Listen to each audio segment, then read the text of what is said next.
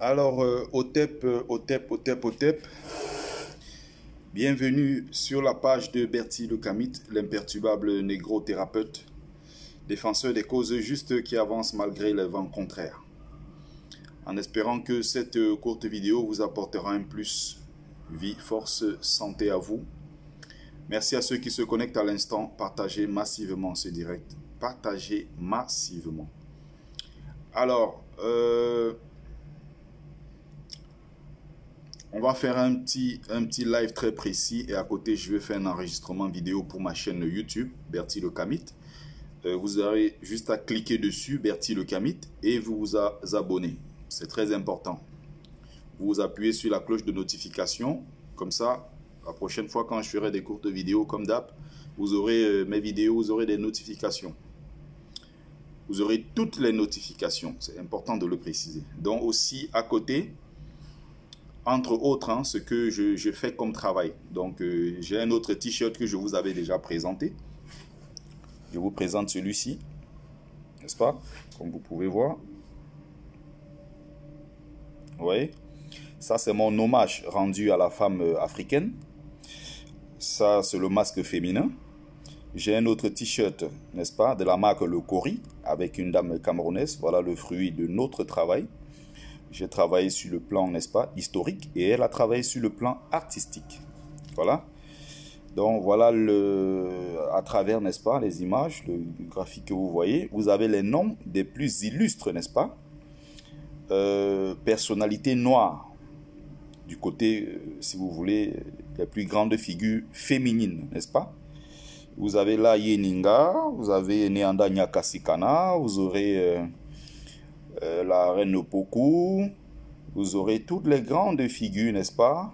Harriet Tubman, vous aurez toutes les grandes figures noires américaines, les figures Cécile Fatiman d'Haïti, vous aurez les grandes figures d'Éthiopie, n'est-ce pas? Vous aurez toutes les grandes, la plupart, n'est-ce pas, des grandes figures. Ça, c'est mon hommage que je rends, n'est-ce pas, à la femme africaine, à cette battante, à cette guerrière. Hein, cette guerrière qui était nos mamans. Donc, pour les féministes, souvent, qui aiment s'agiter là, il faut savoir que quand je m'adresse même, ce n'est pas à vous que je m'adresse. Les œuvres que je fais, c'est pour la nouvelle génération. Donc, voilà le fruit de mon travail. Le t-shirt coûte 25 €. Il était à 40 €. On a baissé à 25 pour permettre au maximum de personnes d'avoir le t-shirt. Il suffit de passer votre commande, vous êtes livré. Donc je précise bien, mon travail c'est sur le plan historique. Et l'autre travail artistique, c'est l'œuvre d'une sœur, mais qui est toujours dans l'ombre, donc je ne la cite pas. La marque, c'est une marque de luxe qu'on appelle Le Kori. Et c'est en pur coton, n'est-ce pas? Ça c'est du Made in France. Ça n'a rien à voir avec les autres t-shirts. Je l'ai depuis 2 ans, ça tient toujours parfaitement. Donc voilà, je tenais à vous préciser cette partie de mon travail que peut-être beaucoup ne connaissent pas. Donc quand je fais un travail sérieux, je travaille ici pour rendre hommage à la femme africaine. Donc merci à ceux qui sont connectés. Je sais qu'il est très tard. Moi j'ai très peu de temps. Donc des fois quand je parviens à travailler sur un petit sujet, dès que je trouve l'occasion, moi je fais mon live, peu importe l'heure. Je sais qu'ici, il fait nuit, mais là-bas, n'est-ce pas, c'est peut-être le jour au Canada, aux États-Unis. Ceux que ça va intéresser, ils vont suivre. Après, j'enregistre toujours sur ma chaîne YouTube. Donc, si ça intéresse les gens par la suite, ils vont certainement cliquer et regarder. Mais je sais que ça, ce n'est pas une heure, n'est-ce pas, de forte audience. Encore que même si je le faisais à 18 h ou 20 h, ce n'est pas ce qui est le maximum de personnes. Parce que... Facebook est en train de faire un travail incroyable. Je ne sais pas pourquoi ils ont désactivé nos notifications. Quand on fait des lives maintenant, les gens sont au courant 3-4 jours après. Parfois, ils ne sont même pas au courant. Il y a autre chose que parfois, mes sujets sont complexes pour certaines personnes qui ne comprennent pas où je vais en venir. Ils préfèrent des sujets où on leur dit « Kamto pas demain ». Paul Biya pas demain, Kamto président. Bon, ils sont dans ça. Et quand je fais des sujets qui parlent du continent africain, des luttes qui concernent le peuple noir, il y a certains parfois qui se trouvent déconnectés. Bon, c'est leur droit, n'est-ce pas? Parfois, ils ne comprennent pas trop ce que je vais dire. Donc, il y a une polémique. Et je rappelle que hier, c'était la sortie en avant-première du film Tirailleurs. de Omar Sy. Omar Sy, il faut préciser, il a été à plusieurs reprises, n'est-ce pas, personnalité préférée des Français. Sauf que en France, comme en Occident en général d'ailleurs, que ce soit aussi dans le monde arabo-musulman, donc on aime bien le petit nègre qui ne dit pas tout haut ce que beaucoup pensent tout bas. On aime le petit nègre aplaventriste. On aime bien ce qu'on appelle le nègre, n'est-ce pas, qui adore sa médaille. On veut le nègre qui ne dit pas un mot plus haut que l'autre. Et donc, au sorti, n'est-ce pas, de son film, d'ailleurs, le film est sorti hier au cinéma, il y a eu une polémique qui naît. Pourquoi? Parce que Omar Sy estime que les Français devraient aussi parler, du moins autant qu'ils le font avec l'Ukraine, ils devraient parler des guerres et tout ce qui se passe en Afrique. Premier problème, Omar Sy ne comprend pas quelque chose. Après, je comprends qu'il soit quelqu'un qui ne s'intéresse pas à l'histoire de l'Afrique, qui du jour au lendemain est parti de la comédie, il est entré dans le cinéma, il commence à comprendre certaines choses. Je pense que peut-être en faisant le travail historique, parce que quand on te confie, n'est-ce pas, ce genre de rôle important, comme le tirailleur et autres, il y a quand même une version, je vais dire, il y a quand même ce côté historique-là que tu dois apprendre. Donc, voilà ce qui se passe. Il fait quelque chose qui est pour certains une révélation, mais nous qui travaillons sur le terrain historique depuis des années, on sait ce que c'est. Donc, pour beaucoup, ils sont choqués, comme j'ai vu dans l'émission Touche pas à mon poste. Ah, mais c'est pas possible, c'est aussi bien qu'ils fassent des films pour raconter l'histoire parce que nous, on n'est pas au courant. Certes, beaucoup ne sont pas au courant, mais il y a aussi beaucoup d'Occidentaux, bien sûr, qui sont au courant. Mais le problème, la vérité, c'est que... La vérité, c'est qu'ils s'en foutent. Non, c'est bon, chef, c'est bon. Ok. La vérité, c'est qu'ils s'en foutent, en fait, de ce qui se passe en Afrique. Donc, Omar Sy ne comprend pas quelque chose. Mais je me demande d'abord, pourquoi la France devrait s'intéresser des morts qu'il y a en Afrique? Pourquoi la France devrait-elle s'intéresser aux morts qu'il y a en Afrique et laisser les morts qu'il y a à côté en Ukraine? Voilà la véritable question. Que les Africains ne se posent pas, du moins que Omar Sy ne se pose pas. Il y a un problème là, un problème de guerre de civilisation. Il y a un problème pour la préférence blanche. Mais c'est des Occidentaux avant tout. Même si entre eux Occidentaux, ils ont fait une sorte de stratification, en disant, bon, nous, la race aryenne, on est supérieur, les Français et tout ça, Portugais sont la race des sauvages, c'est la race des alpines. Salut mon grand frère Benjamin Ngachoko. La race alpine, ils ont fait en dessous, les races, ils ont classé des gitanes, ils ont classé les gens, les Slaves, les gens d'Europe de l'Est et d'Europe centrale pour certains. Tout ce qui est Roumanie et tout ça, c'est des gens, Ukraine, tout ce que vous voyez aujourd'hui, Arménie, même tous ces pays-là, c'est des gens qui ont été la plupart du temps des esclaves des Occidentaux d'Europe de l'Ouest. Mais n'empêche qu'ils soient du même berceau civilisationnel. Voilà ce que Omar Sy doit comprendre. Ça veut dire quand il y a un mort blanc quelque part dans le monde entier, c'est la civilisation occidentale qui se sent concernée directement parce que tous ceux-là qui ont peuplé aujourd'hui l'Argentine, qui ont peuplé le Brésil, qui ont peuplé les États-Unis, qui ont peuplé l'Australie, qui ont peuplé la Nouvelle-Zélande, qui ont peuplé l'Afrique du Sud, la Namibie, tous ces blancs qui sont aujourd'hui à travers le monde sont issus d'un berceau civilisationnel occidental. Ils sont venus d'Europe. Ils sont pour nombreux ceux qu'on appelle les White Anglo-Saxon Protestants. Ce sont eux qui se trouvent aujourd'hui aux États-Unis. Même s'il y a un mélange, des gens qui viennent également d'Allemagne, qui ont peuplé les États-Unis, des gens qui viennent d'Angleterre, des gens, voilà. Mais les White Anglo-Saxon Protestants, ce sont eux qui sont aujourd'hui en Australie, ce sont eux qui sont en Nouvelle-Zélande, dans ces pays-là, ils sont allés faire des génocides, ils ont pris des terres, ils se sont imposés. Donc, c'est normal, quand on dit démantèlement de l'arme nucléaire, de la bombe atomique et tout ce qu'il y a en Afrique du Sud, la minorité blanche ayant peur, il y a l'Occident qui est le berceau civilisationnel qui vole au secours, n'est-ce pas, de la minorité blanche d'Afrique du Sud. toutes ces familles-là, la famille Oppenheimer, l'une des plus riches de la planète Terre, c'est des juifs sud-africains. Ce sont eux qui ont pris le contrôle, n'est-ce pas, de toutes les richesses du pays. Ils sont soutenus par le berceau civilisationnel qui est l'Europe. C'est quelque chose que l'Africain doit comprendre, l'Africain doit intégrer. Nous sommes les seuls peuples dans le monde qui ne comprenons pas ce jeu-là. C'est normal qu'ils se protègent parce que c'est entre eux, Européens, ils sont issus du même berceau civilisationnel.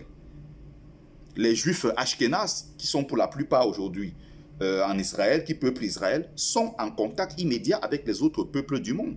Parce qu'ils reconnaissent déjà qu'ils sont d'abord, avant tout, descendants d'un même berceau civilisationnel.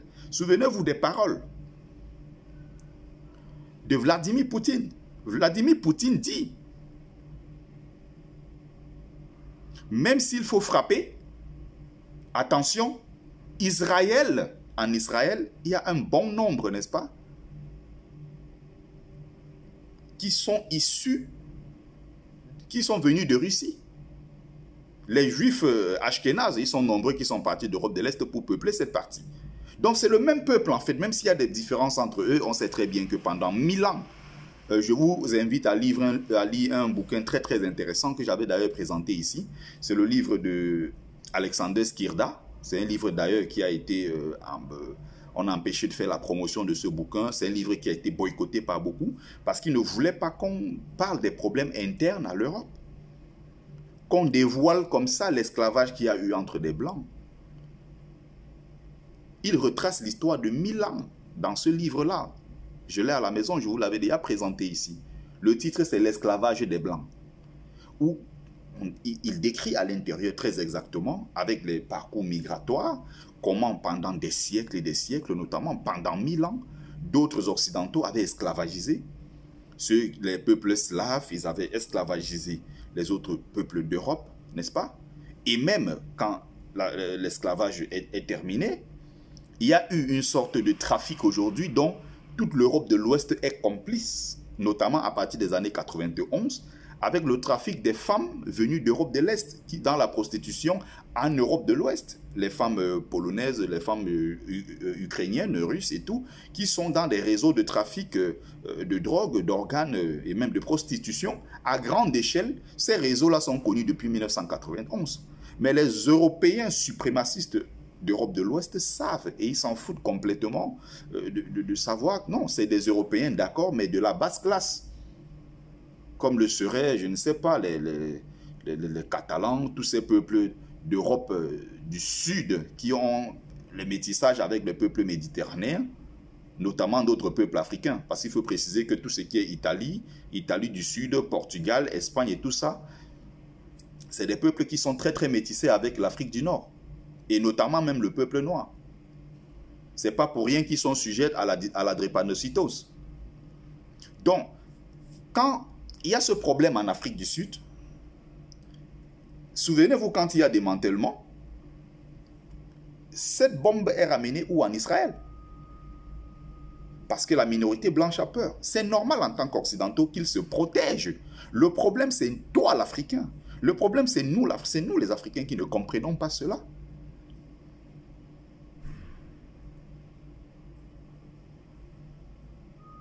Parce que il est par exemple, merci,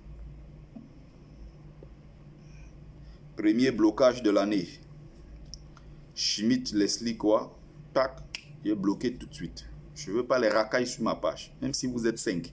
Je reste avec les personnes polies, je ne veux pas la racaille ici. Donc, voilà ce qui se passe. Donc, ce qu'il ne comprend pas, c'est ça exactement. Les Occidentaux, c'est normal qu'ils se protègent. Vous avez vu le président Obama, pendant 8 ans de son mandat, il a promis aux Africains qu'il allait verser 33 milliards pour le développement de l'Afrique. En 8 ans, il ne l'a jamais fait. Vous avez à côté le président Biden actuellement, qui promet de verser 55 milliards de francs, milliards d'euros, salut Yvette Kameni, à 49 pays africains. Ils promettent des milliards et des milliards. On sait qu'ils ne vont pas verser ces milliards. Mais regardez Un pays comme la France où on a des difficultés, des problèmes d'électricité qu'on n'avait pas connus il y a très très longtemps, des problèmes même du pain. Alors, les boulangeries risquent de fermer en France, des problèmes de carburant, d'approvisionnement en carburant, tous ces problèmes-là. Mais ça n'empêche pas les dirigeants français de financer des milliards et des milliards en Ukraine. Justement parce que c'est le même berceau civilisationnel. Il n'y a rien de difficile à comprendre à cela. Ils se protègent en tant que même peuple. En tant que peuple issu du même berceau civilisationnel. C'est aussi simple que cela. C'est toi l'Africain. Quand tu te trouves avec un Arabe, parce que toi tu es africain musulman, tu es plus solidaire avec l'Arabe contre ton frère qui serait peut-être animiste ou qui est chrétien, par solidarité religieuse. Tu penses qu'il faut que tu sois plus proche de l'Arabe parce que vous êtes tous musulmans. Sauf que l'Arabe, quand en retour il te regarde, il voit un noir, que tu sois musulman ou pas. Lui, il voit le noir. C'est nous qui ne comprenons pas comment ce monde fonctionne. C'est nous le problème. Ce n'est pas les autres le problème. Malgré toutes ces difficultés, la France a trouvé des milliards dans sa caisse pour approvisionner les Ukrainiens. Les Américains qui, depuis des années, promettent monts et merveilles à l'Afrique, n'ont jamais rien réalisé. Mais l'Amérique a trouvé où? 100 milliards de dollars pour verser à l'Ukraine. Donc chez eux, ils n'ont pas assez d'argent. Ils crient toujours que ils n'ont pas d'argent. Mais les Américains, comme par hasard, ils ont trouvé 100 milliards de dollars à verser aux Ukrainiens. Alors que pour l'Afrique, il n'y en a pas. Pour d'autres continents, il y en a. Mais justement parce que c'est la continuité. Ceux qui sont aux États-Unis sont ceux-là qui sont venus d'Irlande, qui sont venus d'Écosse, qui étaient les anciens esclaves, qui après ça ont créé 13 premières régions, 13 premiers États, qui finalement sont devenus ce qu'on appelle, c'est pratiquement 50 États aujourd'hui aux États-Unis. Vous allez voir à côté le Brésil. Les Brésiliens sont des descendants de population hollandaise, parce qu'il y a une très forte population d'origine hollandaise d'ailleurs. C'était une ancienne colonie hollandaise avant d'être portugaise. Vous avez les descendants de Portugais là-bas. Vous avez même des descendants, je vous disais la dernière fois, les descendants d'Allemands, de Japonais, que beaucoup ne savent pas. Et il y a aussi beaucoup de descendants allemands qui ont peuplé le Brésil. Et vous voyez là-bas, c'est l'architecture allemande, c'est la culture allemande qu'on célèbre au quotidien. Pourtant, c'est le même Brésil. Vous voyez des Brésiliens récemment qui témoignaient pour la mort de Pelé, qui chantaient les louanges de Pelé. Vous voyez carrément un visage japonais. Je voudrais rappeler ceci, que le deuxième pays dans le monde, après le Japon, en dehors du sol japonais, là où on trouve le plus de population japonaise, c'est dans la ville de Sao Paulo au Brésil. Vous avez donc des descendants d'Européens qui ont colonisé ces parties du monde. C'est le cas de l'Argentine. Vous avez les anciens descendants des fascistes, la plupart, ce qui explique d'ailleurs qu'ils soient tous des racistes. Vous avez les descendants de Franco, le dictateur espagnol, ceux qui étaient pour lui, et ceux qui étaient, après sa chute, n'est-ce pas, les descendants du franquisme, ceux qui étaient, après sa chute, ont émigré, n'est-ce pas? Ils ont émigré en Argentine. Là-bas, il n'y avait pas d'impôts, c'était une terre où on trouvait tous les voyous, c'était une terre où on trouvait tous les racistes, les condamnés à mort. Ils se sont retrouvés tous en Argentine. Les descendants, les partisans de Hitler en Allemagne, quand ils ont été déchus, la direction, c'était là-bas, c'était l'Argentine. Vous avez d'un autre côté les Argentins d'origine italienne, de Mussolini Benito, ceux qui étaient pour lui et ceux qui ont été déchus à la fin. Quand il a été déchu, ces mêmes populations-là, dont regardez, descendants d'Allemands, descendants d'Italiens, descendants d'Espagnols, d'une population, d'une partie à l'heure d'Europe, très raciste à l'époque, ce sont ces gens-là qui se sont exilés, qui se sont déportés progressivement dans ce qu'on appelle l'Argentine actuelle. Donc ceci explique pourquoi quand ils arrivaient sur place, déjà en Europe, dans leur berceau civilisationnel, ils ne voulaient pas entendre parler des Noirs. Il y avait une minorité des Noirs qui s'était imposée à l'époque au Portugal. Ils ont été tous rasiés, d'autres ont été consommés dans ce qu'on appelle le génocide par dilution et par absorption de gènes. Donc c'est normal, c'est une question même tellement naïve que pose Omar Sy. C'est nous qui avons des problèmes. Le même Omar Sy a fait des campagnes ici quand on massacrait les populations Rohingyas, Luang là-bas. dans quelle partie d'Asie. Mais en même temps, au Congo, chez lui en Afrique, on est en train de massacrer des millions de Congolais. Il n'a jamais dit un seul mot. Il faut préciser que lui, il a un côté Peul, descendant aussi des Haratines. En Mauritanie, il a les origines mauritaniennes où aujourd'hui les Mauritaniens sont encore esclaves en 2022. Omar Sy ne parle pas de ça. Mais Omar Sy va aller parler des gens qui sont loin là-bas des Rohingyas. Il va mettre une cagnotte pour qu'on cotise pour les Rohingyas parce que lui, il est musulman. Vous voyez? Par solidarité religieuse, il est capable de faire l'impossible pour les musulmans qui sont loin là-bas, qui s'en foutent de l'Afrique. Mais pour son propre continent, il n'est pas capable de faire certaines choses. C'est le cas Maître Gims, un autre nègre de maison, parce que converti aujourd'hui à l'islam, son propre pays, le Congo, où il est né d'ailleurs, est en guerre. Il y a pratiquement 5 à presque 10 millions de morts au Congo depuis 20 ans. On l'attend là-bas pour faire des multiples concerts à travers le monde, récolter des fonds pour aider l'Est du Congo. Non, le mec est installé très bien au Maroc. Il est l'ami du roi. Il est converti à l'islam. Et c'est même lui qui appelle les populations françaises musulmanes à ne pas fêter Noël. C'est lui qui appelle les populations françaises musulmanes à boycotter tout ce qui est chrétien. Alors qu'il vit en France. Alors que 80% de ceux qui font sa fortune, ce sont des blancs français, européens en général. Vous voyez jusqu'où va, non seulement, je dirais, l'hypocrisie, je dirais même l'idiotie de certains. Pendant ce temps, les véritables arabo-musulmans des pays du Golfe, l'Arabie Saoudite, le Qatar, sont en train de s'ouvrir au reste du monde. Tu as un idiot en France qui pense qu'il ne faut pas fêter Noël, il ne faut pas fêter des anniversaires, parce que c'est les choses des chétans.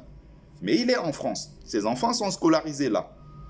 Et quand on leur verse, des musulmans de France, quand on leur verse ce qu'on appelle l'allocation de la prime de Noël, qui est une fête chrétienne, ils prennent l'argent, ils mangent. Mais quand il faut cracher sur les chrétiens, cracher sur la France, ils n'hésitent pas. Et vous avez quelqu'un qui vient jouer à ce jeu qui s'appelle Maître Gims. Mais dans son propre pays, le Congo, il y a des millions de morts. Il ne dit rien. C'est nous les idiots. Maître Gims ou bien je ne sais pas, Omar Sy à cet âge devrait déjà comprendre que les comportements, tout ce qui explique ces comportements, c'est qu'il y a véritablement dans le monde aujourd'hui, dans la sphère même géopolitique mondiale, il y a depuis beaucoup d'années quand même ce qu'on appelle une guerre des civilisations. Ce n'est pas aujourd'hui que ça commence. Chacun protège son berceau civilisationnel. Même si on est au bout du monde, ils se reconnaissent d'abord comme étant descendants d'Européens. Ils le savent.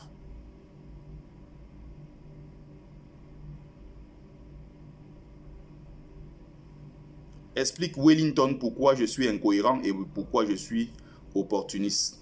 Il faut expliquer pourquoi sauve Wellington. N'est-ce pas? Il faut expliquer. Il ne suffit pas de dire des mots. Il faut expliquer pourquoi.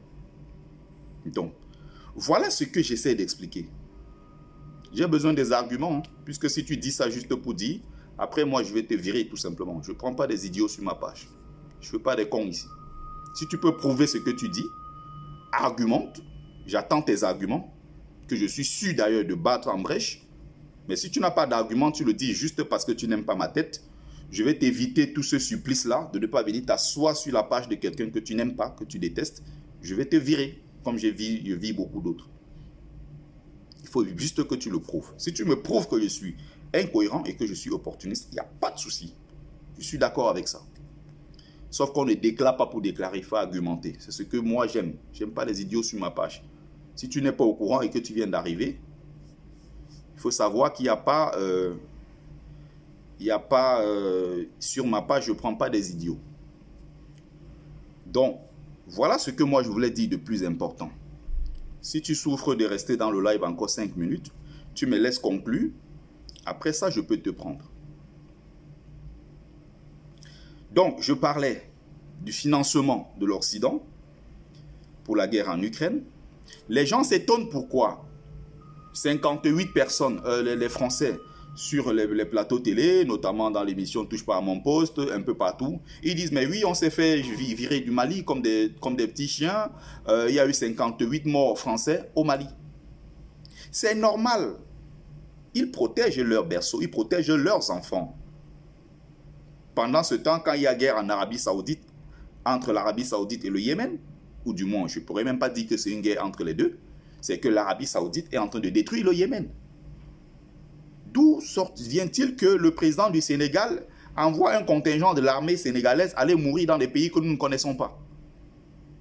Qu'est-ce qu'il va défendre là-bas en dehors du lien qui est un lien religieux, l'islam en l'occurrence, entre le Sénégal et l'Arabie Saoudite, qui est déjà très forte, qui a des bombes de destruction massive, qui n'a pas besoin d'aide, d'envoyer nos soldats aller mourir en terre inconnue, alors qu'on a besoin de ces mêmes soldats-là au Cameroun, dans les régions anglophones, on a besoin pour mettre la paix, on a besoin de ces mêmes soldats-là au Congo, on a besoin de ces soldats un peu partout sur le continent africain où il y a des guerres. Mais pourquoi on ne peut pas donner la parole à ceux? Pourquoi on ne peut pas permettre à ceux-là, n'est-ce pas, d'aller intervenir sur leur continent? Voilà donc ma logique. Voilà comment j'explique les choses. Voilà comment je vois les choses. Encore que ça reste mon point de vue, c'est ma façon de lire les choses. Chacun protège son berceau. Donc c'est naïf. Donc les Français, logiquement, ils voient 58 de leurs enfants qui sont allés mourir en Afrique sur un pauvre continent. Ils sont allés aider l'Afrique. Ils ne voient pas derrière que pendant ce temps, chaque jour que la France intervient au Mali, il y a une facture que le Mali doit payer.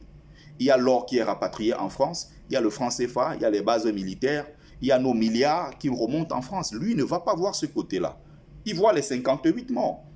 Il ne verra pas qu'entre-temps, pendant la Première Guerre mondiale, il y avait un certain vendu au nom de Blaise Diagne, sénégalais, qui avait fait le rassemblement des troupes, n'est-ce pas, lors de la Première Guerre mondiale, pour que nos enfants d'Afrique viennent mourir en France, dans les tranchées ici, parce qu'ils défendaient, ils sont morts pour la France. Ils sont morts pour la liberté.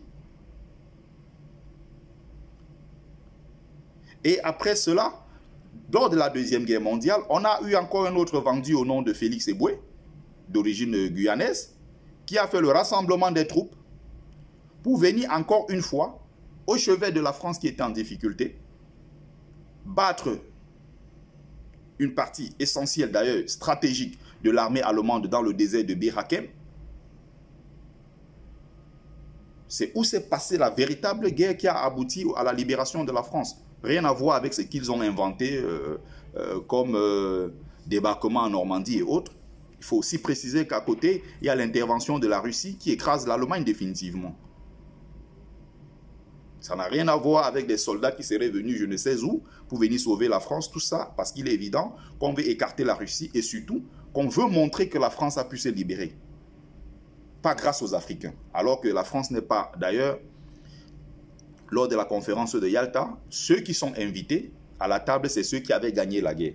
Or, la France n'a pas gagné la guerre. La France a été libérée par des contingents qui sont venus d'ailleurs.